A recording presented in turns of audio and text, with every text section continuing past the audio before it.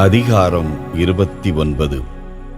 பன்முறை கண்டிக்கப்பட்டும் ஒருவர் பிடிவாதமுள்ளவராகவே இருந்தால் அவர் ஒரு நாள் திடீரென அழிவார், மீண்டும் தலை தூக்க மாட்டார்.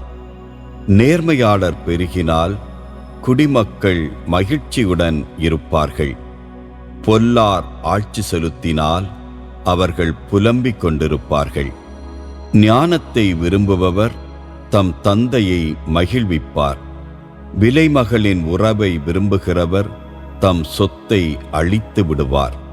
நியாயம் வழங்குவதில் அரசர் அக்கறை காட்டினால் நாடு செழிக்கும்.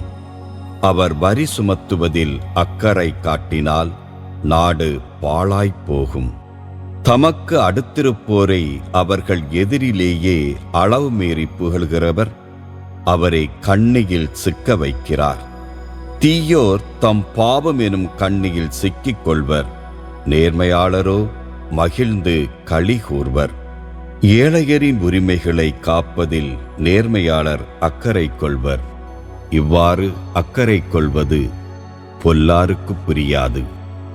வன்முறையாளர் ஊரையே கொளுத்தி விடுவர், ஞானமுள்ளவரோ மக்களின் சினத்தை தணிப்பர்.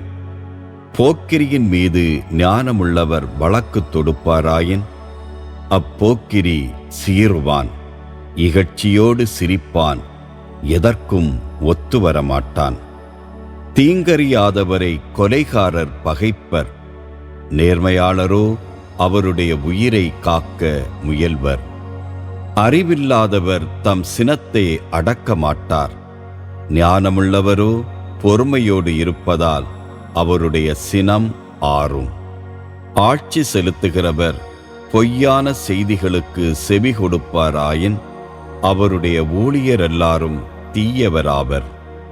ஏழைக்கும் அவரை ஒடுக்குவோருக்கும் பொதுவானது ஒன்று உண்டு, இருவருடைய கண்களுக்கும் ஒளி வழங்குபவர் ஆண்டவரே. திக்கற்றவர்களின் வழக்கில் அரசர் நியாயமான தீர்ப்பு வழங்குவாராயின் அவரது ஆட்சி பல்லாண்டு நீடித்திருக்கும்.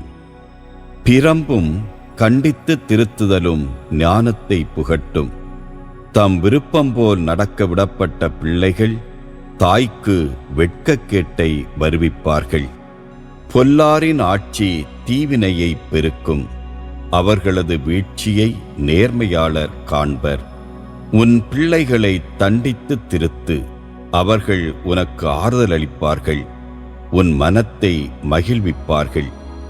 எங்கே இறை வெளிப்பாடு இல்லையோ அங்கே குடிமக்கள் கட்டுக்கடங்காமல் திரிவார்கள். திருச்சட்டத்தின்படி நடப்போர் நற்பேறு பெற்று மகிழ்வர்.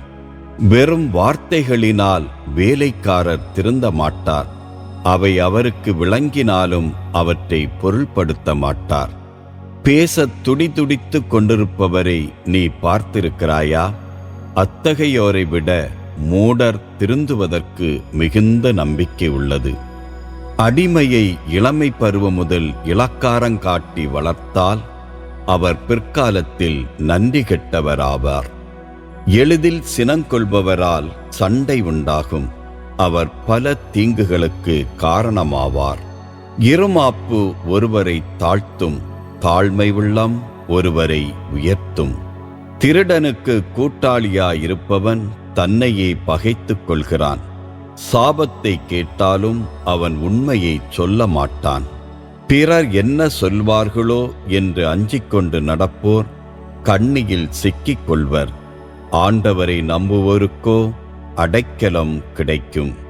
பலர் ஆட்சியாளரின் தயவை நாடுவதுண்டு, ஆனால் எந்த மனிதருக்கும் நியாயம் வழங்குபவர் ஆண்டவரன்றோ?